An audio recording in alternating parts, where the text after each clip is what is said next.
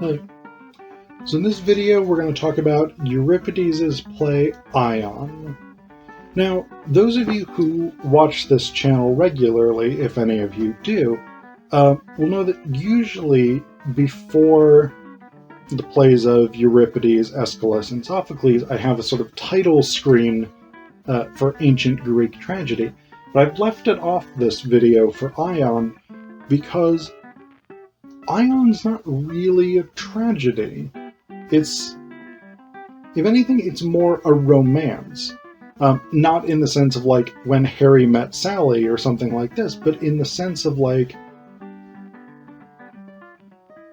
a play like Shakespeare's Pericles or something like this, where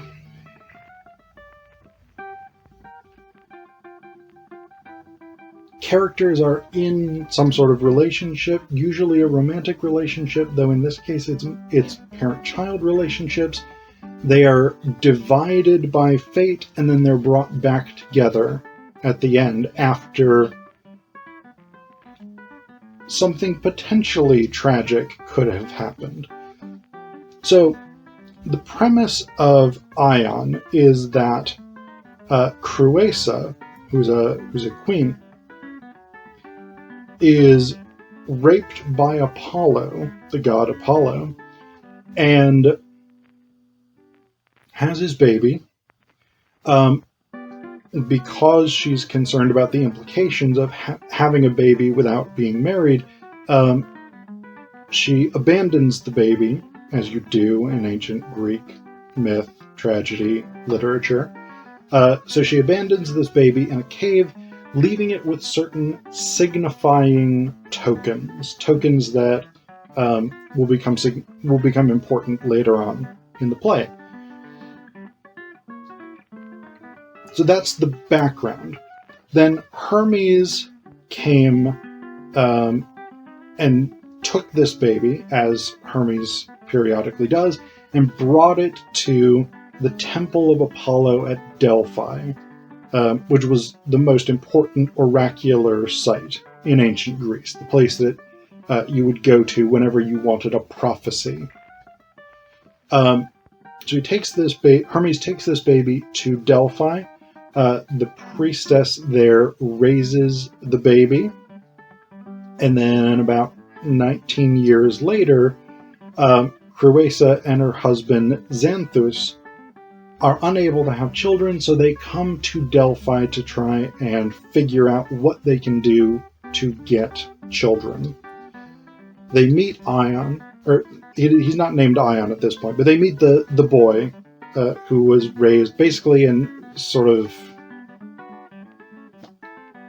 maintenance person / welcome guide / general temple upkeep person. So they meet this guy who will become Ion, who gets named Ion later on.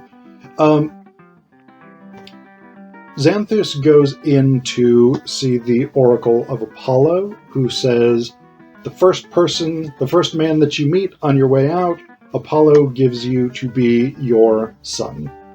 And so this guy is the first one that Xanthus meets on the way out. And Xanthus is like, oh, you're my son. I name you Ion because I was coming out of the temple, and Ion is some version of coming from or coming to or something like this. So Xanthus is basically like, yep, you're my son now. And the problem becomes that Creusa is actually from an important Athenian family. Xanthus is not. He married into her family. He's from a different city-state, and he married into her family basically because he helped the Athenians win a military victory. So Creusa is concerned that she now has a husband who's a foreigner, and she's going to have a son who's a foreigner. But also, more significantly, she's going to have a son who's not her son. So this is according to the oracle, Xanthus' son, but not necessarily her son. So, at the urging of an aged servant, she decides to poison him. So he says, "Revenge yourself on the god who started it all." She says, "But how can I, a mortal, take on stronger powers?" The old man says, "Burn down Apollo's holy oracle." So first off, no, you don't burn down the oracle. That's not a wise decision. That's a hubris getting you destroyed type decision.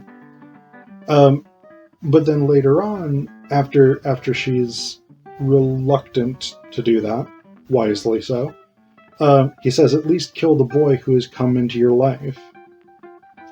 And so the old man wants to just sort of rush up and murder him, but Creusa is not real keen on that unsubtle plan, so they decide that they're going to poison him, which they attempt to do. But Ion is saved because, having been raised in the temple, he is keenly attuned to signs. And so a sign tips him off to rather than drinking this first cup of wine, which is poisoned, to pour it as a libation for Apollo, and then get a new cup of wine for himself. So he pours that libation. Some birds, some doves from the temple come down and start drinking the wine, at which point they die, and he realizes that someone attempted to poison him. They figure out pretty quickly that it was Creusa's servant, and so she flees actually to the temple of Apollo to take refuge on his statue, because Ion leads a group of Delphians to come and try and execute her. The temple priestess of Apollo comes out. This oracle comes out, which she normally doesn't do. Normally the oracle just stays in the temple at Delphi all the time. So she comes out, highly unusually, and brings Ion the basket that he was abandoned in, with all the stuff that Creusa had left with him. And so this is where the whole leaving trinkets with the baby thing becomes important, because Creusa recognizes the basket and she's able to describe the contents. And so they realize that Ion is Creusa's long-lost son. Apollo has promised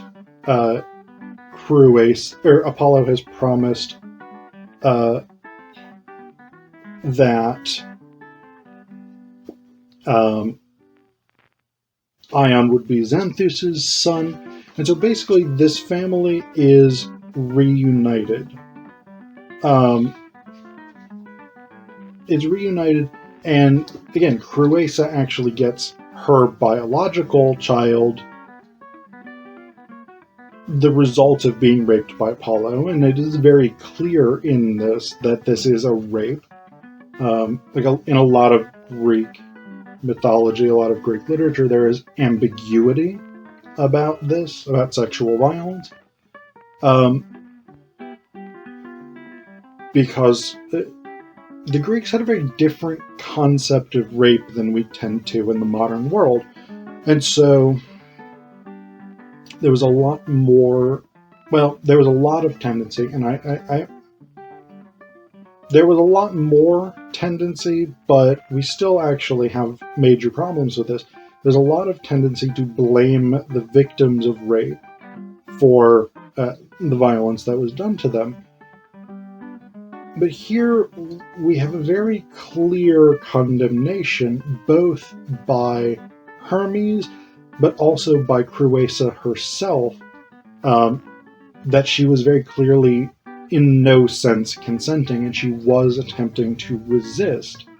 So we have that gender politics here played out in a fairly direct way, which is pretty unusual for Greek tragedy. Um,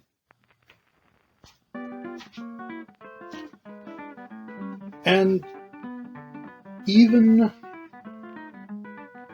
so, we also, the other component of that, in addition to the gender politics element, is that this is also a critique of the gods. So Euripides had a bit of a reputation for being impious, if not an outright atheist. And he wasn't an atheist, almost certainly. I mean, the gods do play major roles in his work, which is what we have to judge by. But there's definitely a critique here of the gods for using violence against humans. Even Ion, who's raised in Apollo's temple and is his deeply, deeply devoted servant, says at one point, "But I must scold Apollo. What is the matter with him? Ravishing girls and then deserting them, sneakily making babies, then leaving them to die? That's not you, Apollo, surely. You have the power, so follow virtue. Wicked men the gods punish. So how can you yourselves flout the laws you've made for moral man? If the day ever comes, I know the notion is absurd, when you gods must pay the price to human beings for all your rapings and your whorings, you and Poseidon, yes, and Zeus himself, the king of heaven, will bankrupt every temple to meet the bill. To chase your fancies without thought is wrong. One simply can't go on blaming human beings for copying the glorious example of the glorious conduct of the gods. Blame the setters of example." So even a character who is deeply, deeply devoted to Apollo and who is extremely pious takes issue with this sexual violence perpetrated by the deity.